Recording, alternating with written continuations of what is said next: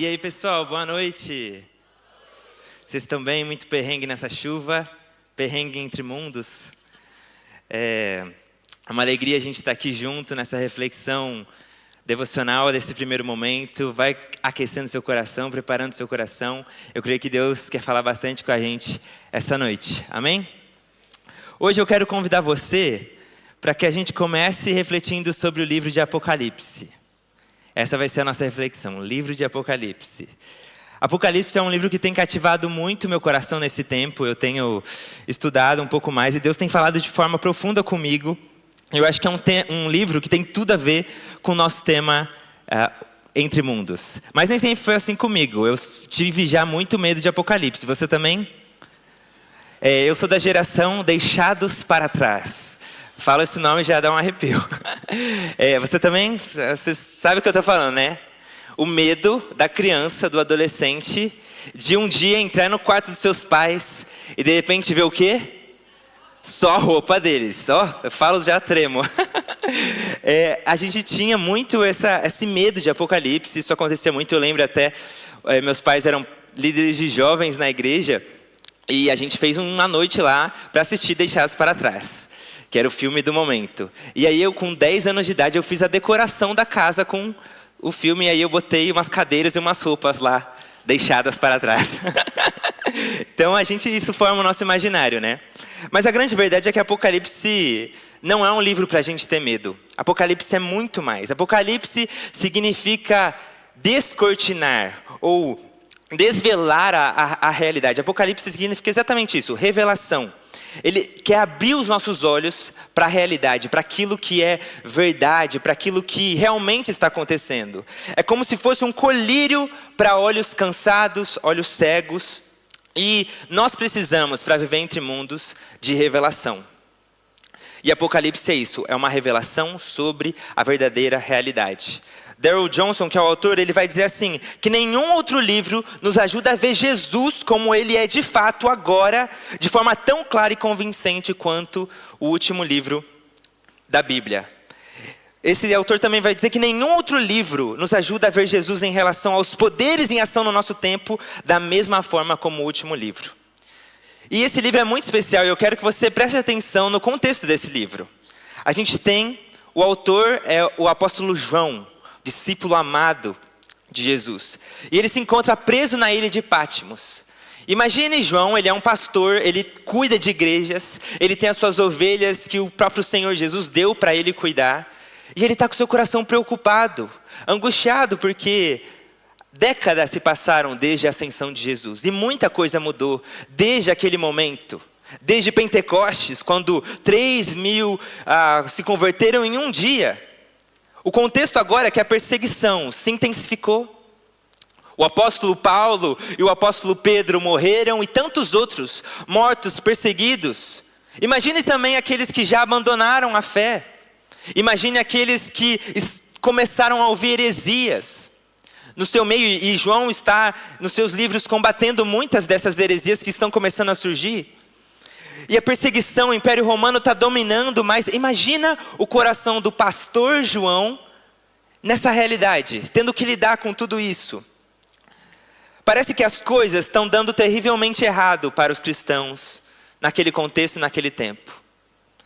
Onde está Deus e o seu reino prometido em meio a tudo isso? Porque o Império Romano continua a dominar e agora a matar os servos de Deus. Esse é o coração do apóstolo João, angustiado, preocupado. E o que João faz? O fato é que o apóstolo João conhece o seu mestre, Jesus. Ele andou com ele, viu ele ressuscitar. Ele sabe que ele é digno de confiança. Mas a angústia está lá, porque ele está vendo as igrejas nas suas tensões, nos seus conflitos. E o que João faz? A gente vê no início de Apocalipse que ele ora e adora. E continua buscando ao Senhor. Por consolo, por respostas, por direção. Porque ele conhece quem ele segue. E aí o que acontece é que Jesus, no seu amor, no seu cuidado, ele descortina para João a realidade verdadeira. Dizendo para João, as coisas não são como parecem. Eu sei que seu coração está pesado e angustiado, mas vem cá, deixa eu te mostrar a verdade, o que realmente está acontecendo. Jesus dá a João um apocalipse e ele vê Jesus como ele é agora. E da mesma forma, no meio do nosso caos, das nossas angústias, dessas nossas questões que também existem de cadê o reino de Deus? Aqui, ali, no meio das guerras, no meio de tanto caos que a gente vive. Nós também precisamos desse mesmo abrir de olhos, desse mesmo apocalipse. Essa revelação, esse apocalipse, não é uma bola de cristal que vai revelar para a gente segredos do futuro que vão ajudar a gente a escapar dessa realidade, deste mundo difícil. Mas o apocalipse e essa revelação que Deus quer nos dar é um manual prático, são um manual prático sobre como ser um discípulo de Jesus enfrentando as duras realidades dessa vida. Em particular, como fazer isso da maneira que Jesus fez e faz. E como fazer isso com Jesus, olhando para Jesus. A convicção fundamental de Apocalipse é: as coisas não são como parecem na nossa vida entre mundos. São muito mais. João está convencido, como discípulo fiel de Jesus, de que há mais na realidade do que os olhos podem ver. E aí eu quero te convidar hoje, você tope comigo nessa jornada por Apocalipse? Que o Senhor possa abrir os nossos olhos, possa colocar um colírio para que a gente veja que as coisas não são como parecem. Eu quero te convidar a ouvir também essa pregação com espírito orante. Então, assim, se você é da turma do Glória a Deus, fica à vontade, tá bom? Beleza? Se você é da turma também do Come on, Jesus, a gente te aceita hoje, tá bom? Tá? A gente aceita, tá? Mas o meu ponto é que eu creio que quando a gente lida com o Apocalipse, a gente precisa transformar essa pregação, essa conversa, essa leitura em adoração. Porque é isso que Apocalipse faz com a gente.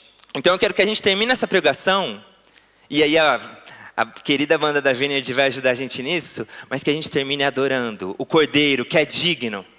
Amém? Aí, gostei de ver. Os irmãos pentecostais estão aqui na presbiteriana, isso aí. Mas amém, vamos orar então e que o Senhor possa abrir o nosso coração, amém? Para ouvir essas verdades e que seja um colírio para os nossos olhos cansados. Senhor Jesus, nós precisamos de Ti, Senhor, nesta noite e clamamos por revelação, clamamos por misericórdia, Senhor, e graça que só o Senhor pode nos dar, Senhor. Fala conosco, abre os nossos olhos, que saiamos daqui hoje, Pai, mais apaixonados pelo Senhor, Deus, mais apaixonados pelo Teu reino e pela realidade que já é, Senhor. Nós queremos Te conhecer e nós queremos Te amar, Senhor. Fala conosco, em nome de Jesus. Amém. Abra sua Bíblia em Apocalipse, capítulo 1.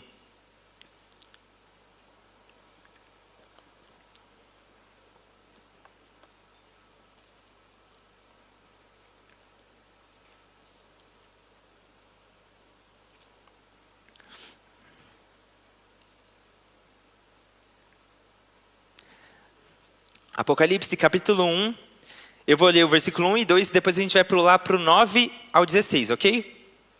Preste atenção, como eu falei, busque ler tudo isso, refletir sobre tudo isso com esse espírito orante, sensível ao Espírito. Revelação de Jesus Cristo, que Deus lhe deu para mostrar aos seus servos o que em breve há de acontecer. Ele enviou o seu anjo para torná-la conhecida ao seu servo João, que dá testemunho de tudo o que viu, isto é, a palavra de Deus e o testemunho de Jesus Cristo. Versículo 9. Eu, João, irmão e companheiro de vocês no sofrimento, no reino e na perseverança em Jesus, estava na ilha de Patmos por causa da palavra de Deus e do testemunho de Jesus. No dia do Senhor, achei-me no Espírito e ouvi por trás de mim uma voz forte, como de trombeta, que dizia: escreva num livro o que você vê e envie a estas 7 igrejas: Éfeso, Esmirna, Pérgamo, Tiatira, Sardes, Filadélfia e Laodiceia. Voltei-me para ver quem falava comigo. Voltando-me, vi 7 candelabros de ouro. E entre os candelabros, alguém semelhante a um filho do homem, com uma veste que chegava aos seus pés e um cinturão de ouro ao redor do peito. Sua cabeça e os seus cabelos eram brancos como a lã, tão brancos quanto a neve, e os seus olhos eram como chama de fogo. Seus pés eram como bronze numa fornalha ardente, e sua voz como o som de muitas águas. Tinha em sua mão direita 7 estrelas, e da sua boca saiu uma espada afiada de 2 gumes. Sua face era como o sol quando brilha em todo o seu fulgor. Amém. Primeiro ponto dessa pregação aí, se você está notando, que eu quero que a gente veja o que o texto nos diz, a revelação que o texto nos traz, é Jesus, o rei, no meio das suas igrejas. Jesus, o rei, no meio das suas igrejas. Você já teve alguma crise com a sua igreja? No seu contexto específico, local, no seu trabalho? Você sente às vezes, talvez, que Deus pode estar fazendo coisas lá, no mundo, mas na sua realidade, no seu mundinho, as coisas estão difíceis demais? Isso às vezes acontece com a gente. Mas logo no início do livro, o que a gente vê aqui, João vê Jesus no meio de 7 candelabros. E esses 7 candelabros representam as igrejas.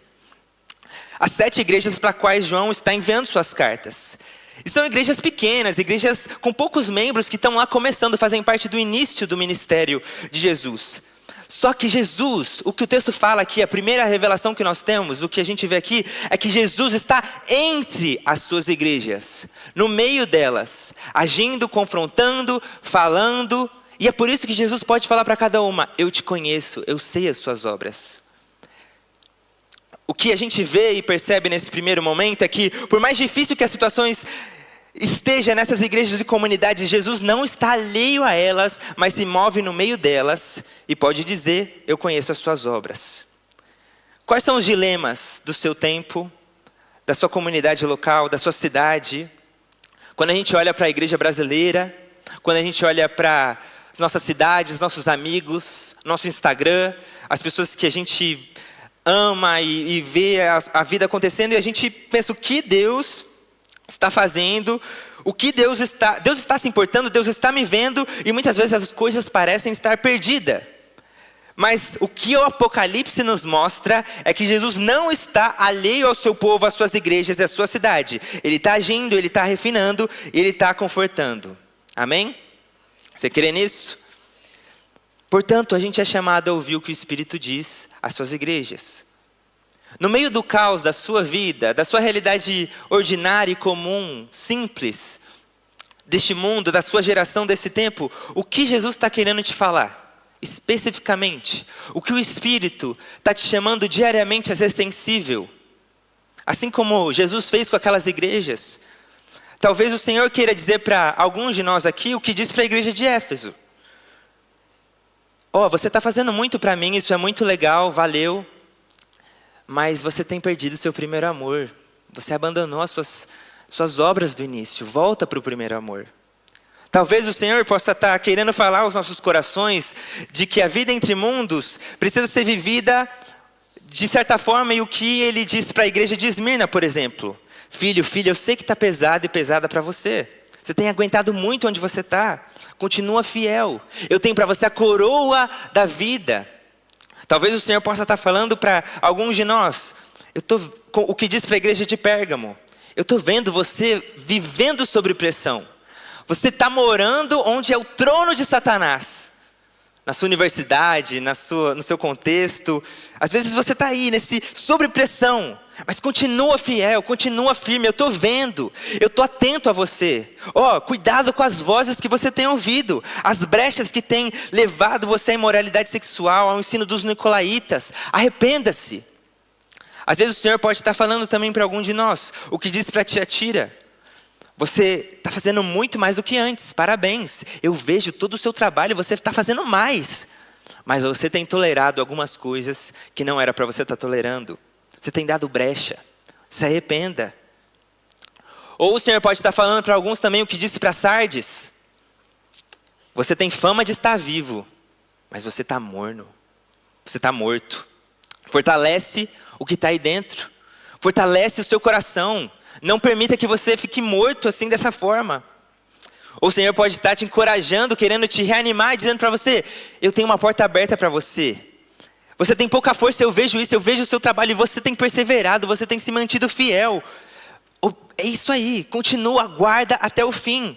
Guarda o que você tem. Ou o Senhor pode estar falando para você o que disse para a igreja de Laodiceia: você é morno. Você está morno, filho. Você está morno, filha.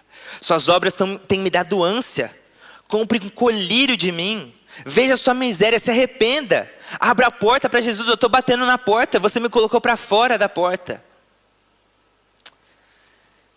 Nesse espírito orante que a gente combinou aqui de fazer, o que o Senhor está falando para você sobre a sua vida entre mundos? Para a sua igreja, para o seu contexto específico, Jesus se importa, Ele vê. E é exatamente por isso que Ele te encoraja e te confronta também. Se o Senhor quer te consolar, e se você está precisando desse consolo, o Espírito faz isso, Ele fala conosco. Ouça a voz de esperança do Senhor te chamando a perseverar onde você está. Fazendo você perceber que Ele está te vendo, que você não está sozinho. No seu contexto familiar, na sua universidade, no seu trabalho, nos seus desafios, o Senhor te vê e Ele vai te dar forças. E Ele te convida a ouvir o seu conforto, a ouvir o seu renovo agora. Se Ele está te confrontando, te chamando agora para acordar, ouça a sua voz, se arrependa, volta às primeiras obras e lembre-se, Ele disciplina quem ama. Amém? O importante aqui é que a gente ouça o que o Espírito diz às igrejas. E Jesus está entre as suas igrejas. Amém? A principal exortação de Apocalipse para nós é ouvir e olhar.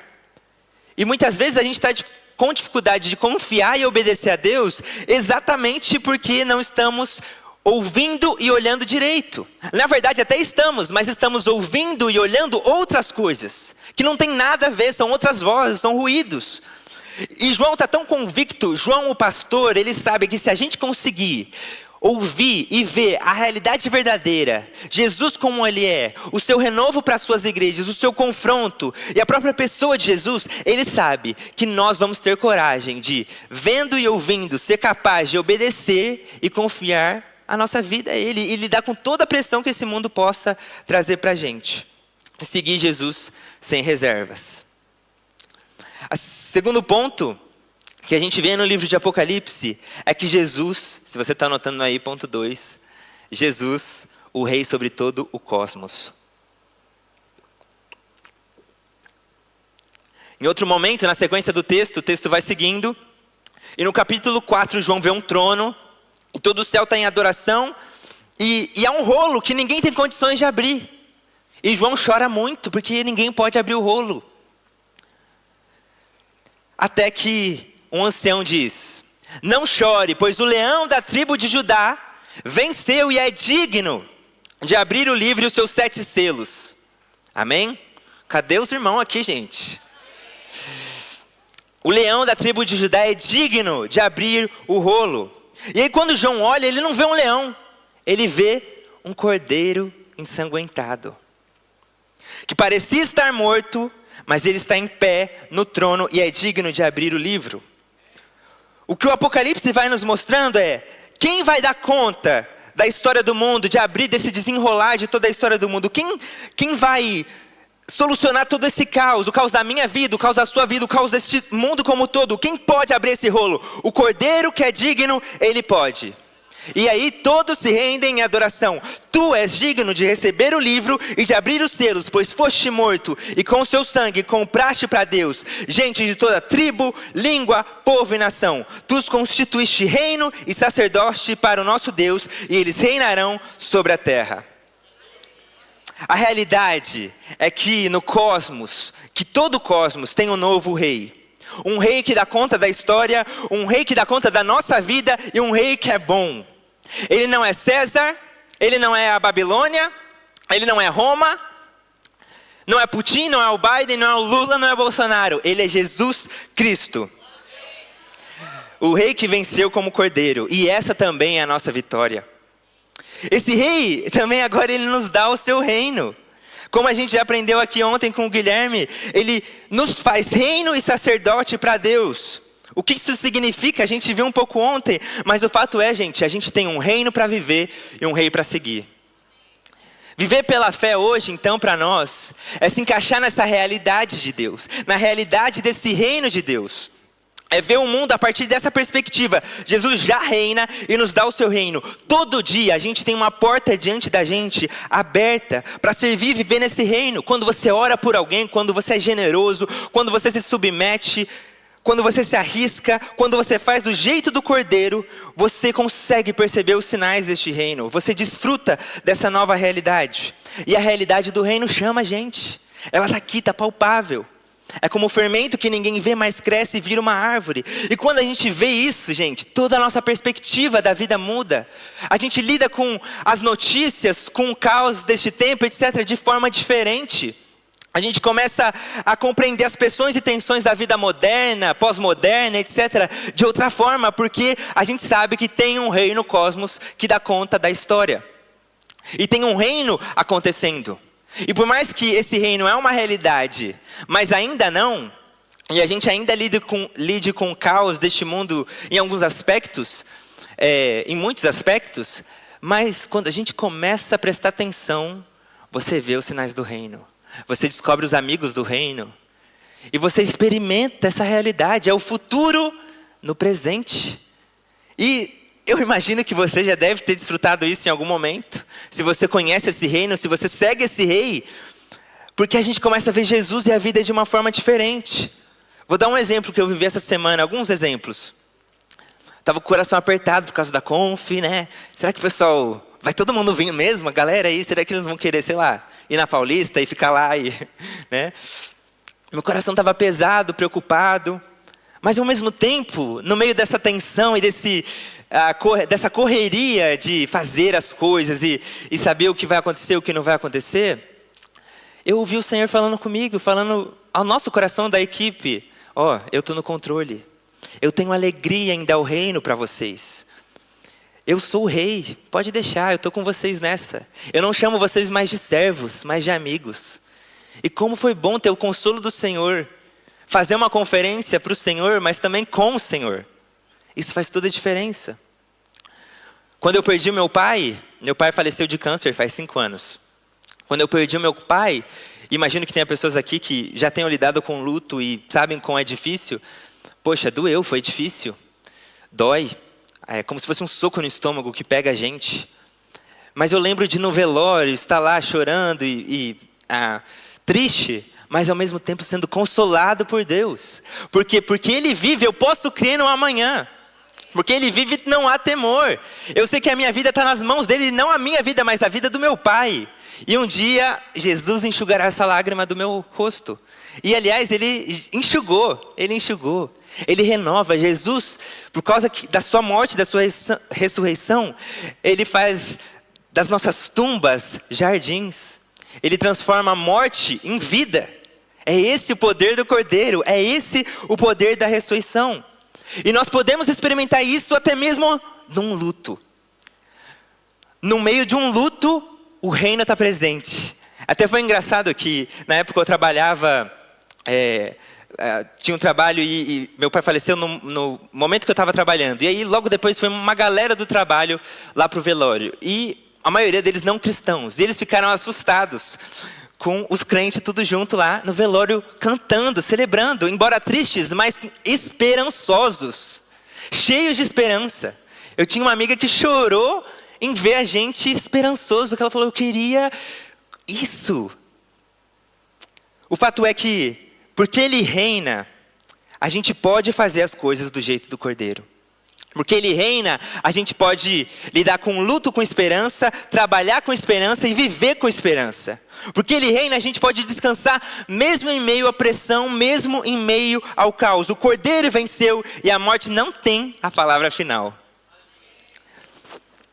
Então a gente precisa se localizar. Apocalipse chama a gente para nos localizarmos. Qual é o mundo e a realidade que você está vivendo, meu irmão e minha irmã?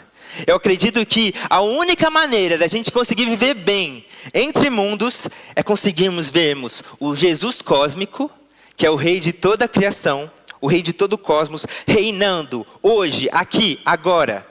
Porque como Apocalipse nos ensina, as coisas não são como parecem. Apocalipse descortina para nós essa realidade. O céu não é uma realidade para ser vivida só lá na frente. A vida eterna já pode ser experimentada aqui e agora. E nossa vida tem que ser tão inundada dessa realidade, que quando as pessoas nos vejam, elas não tenham como notar que a gente pertence a outro mundo, que a gente não é daqui. As coisas não são como parecem. No que se segue no livro, a gente vê selos, trombetas e taças. É o reino chegando de forma inevitável. O Thanos não foi inevitável, mas o reino é inevitável. A realidade é que os poderes estão caindo. Porque o reino está chegando e os poderes do mundo atual começam a cair. É isso que a gente vê no Apocalipse acontecendo. E o reino do Cordeiro vai se tornando cada vez mais a realidade máxima de todo o cosmos. Então o que significa é a Babilônia, que é o jeito do mundo de fazer as coisas, o jeito do eu, do pecado, do selfie, está caindo. Porque o rei está vindo, está dominando. Existe uma cidade maior que estamos sendo conduzidos. Que bem no meio dela está o Cordeiro, que é o Senhor dos Senhores e o Rei dos Reis. A terceira coisa e última que eu queria falar é que esse Rei Jesus, ele também é um noivo que faz tudo novo. À medida que a gente avança nessa revelação, a gente passa a se ver e se entender sobre uma variedade de títulos e nomes e imagens. Então a gente é chamado a ser sacerdote, a gente é chamado a ser corregentes com Jesus, somos chamados a ser testemunhas, somos chamados a ser mártires. Mas a gente agora chega ao título que Jesus deseja especialmente que compreendamos e vivamos. Somos chamados para ser a sua noiva. Amém. Nos uniremos com Jesus para sempre. A gente tem uma natureza aqui, uma imagem poderosa do amor de Jesus por nós, que nos comprou, nos redimiu e que quer se unir a gente. E seremos uma noiva pura, santa, imaculada, por causa do sangue do Cordeiro. Esse texto e Apocalipse nos conduz a concluir que Jesus nos ama assim como seus discípulos, mas Ele nos ama como seus amigos e Ele nos ama como a sua noiva. Deus amou o mundo de tal maneira que deu o seu Filho para que todo aquele que nele crê, mas tenha a vida eterna. E aí chegará o dia que os céus e a terra se unirão e nós nos casaremos com o Cordeiro e seremos um com Ele, totalmente, sem mais choro, sem morte, sem tristeza e dor. O fim do texto vai nos dizer: então vi um novo céu e uma nova terra, pois o primeiro céu e a primeira terra tinham passado e o mar já não existia. Vi a cidade santa, a nova Jerusalém, que descia do céu, da parte de Deus, preparada como uma noiva adornada para o seu marido. Ouvi uma forte voz que vinha do trono e dizia: agora o tabernáculo de Deus está com os homens, com os quais ele viverá. Eles serão os seus povos, o próprio Deus estará com eles e será o seu Deus. Ele enxugará dos olhos toda lágrima. Não haverá mais morte, nem tristeza, nem choro, nem dor, pois a antiga ordem já passou. Aquele que está sentado no trono disse: estou fazendo nova todas as coisas. Está feito, eu sou o alfa e o ômega, o princípio e o fim. A quem tiver sede, darei de beber gratuitamente da fonte da água da vida. O vencedor herdará tudo isso. Eu serei o seu Deus e ele será o meu filho. Amém. Então, meu irmão, não perca a sua esperança. Apocalipse está mostrando para a gente a verdadeira realidade. Vale a pena seguir Jesus no meio da Babilônia. Vale a pena viver para esse Cristo. Vale a pena morrer por Ele. Ele é digno de todo o nosso louvor e adoração. Então, quando você estiver aqui nesse mundo, viva para o Cordeiro, porque vale a pena. A quem você vai dar sua lealdade final? A besta na imagem do livro, com a sua sedutora oferta de prazer e riqueza, ou ao Cordeiro com sua oferta de vida? A Babilônia, a prostituta, ou a Nova Jerusalém, a noiva? O que vai moldar o seu e o meu estilo de vida? Quero terminar, já queria chamar o pessoal da banda. contando a história de dois irmãos morávios. Você deve já ter conhecido essa história. Dois irmãos morávios queriam muito fazer evangelismo numa ilha que tinha um senhor e nessa ilha só tinha escravos. E aquele senhor não permitia que aqueles dois jovens pudessem ir lá evangelizar. E aí aqueles jovens tiveram uma ideia: e se a gente se tornar escravo para poder pregar a palavra lá para aquelas pessoas lá naquela ilha? E aí o Senhor falou: ok, tá bom, podem ir então assim. E aí esses dois jovens deixaram tudo que tinha e foram. E aí no momento de despedida, seus familiares, amigos, tristes, cansados: o que está acontecendo? Por que vocês estão indo? Vocês estão abandonando tudo, é isso mesmo? Vocês vão abandonar tudo? Talvez eles nunca mais se vissem. E eles se despedem e choram. E o que acontece é quando eles estão saindo com um barco, esses dois jovens falam que o cordeiro que foi morto receba a recompensa pelo seu sacrifício.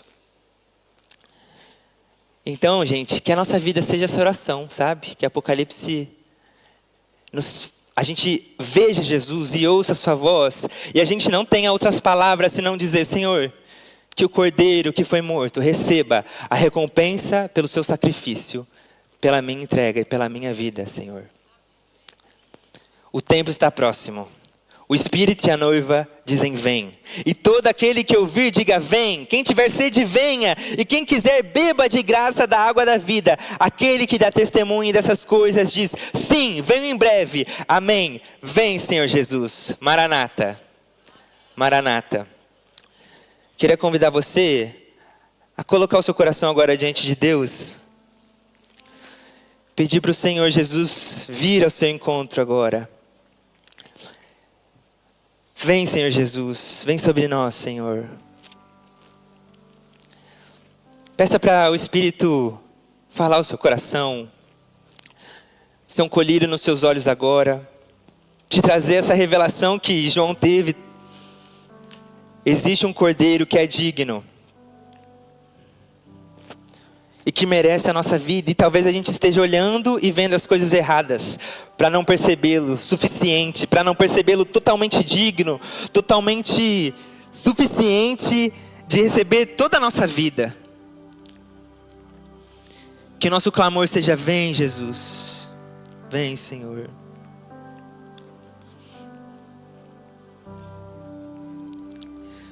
Vem, Senhor Jesus, sobre nós, Senhor. Nós queremos ouvir sua voz, Senhor.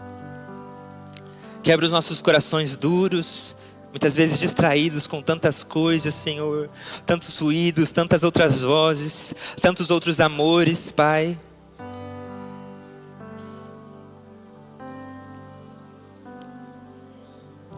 Vem, Senhor Jesus.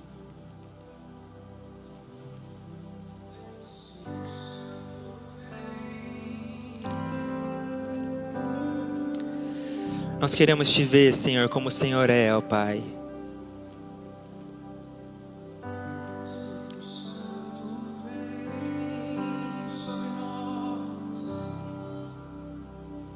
Presença poderosa.